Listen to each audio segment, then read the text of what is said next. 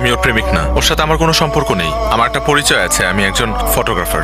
গত 3 দিন আগে ওর সাথে একটা ঘটনা ঘটেছে, খুব বাজে। সেটা হলো যে ও একজনকে ভালোবাসতো এবং সে ভালোবাসার মানুষের জন্য আসলে পালিয়ে গিয়েছে, কিন্তু দুর্ভাগ্যবশত ওর ভালোবাসার মানুষটি ওর সাথে অন্যায় করেছে, ওকে ছেড়ে চলে গেছে।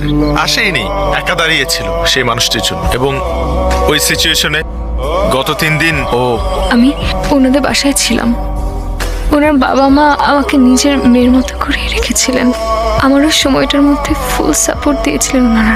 শুধু একটা রিকোয়েস্ট আপনাদের 4 জনের কাছে, ওকে না ওই আগের কথাটা আর মনে করিয়ে দিবেন না, ওকে কিছু বলবেন না, কারণ ও আবার আপসেট হয়ে যাবে। থ্যাঙ্কস ব্রাদার, তুমি আমার ফ্যামিলির জন্য যে কাজটা করেছো সেটার জন্য আমার ফ্যামিলি সারা জীবন তোমার কাছে কৃতজ্ঞ থাকবে।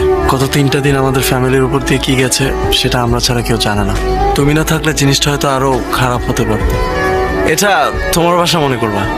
তুমি আজকে থেকে আমার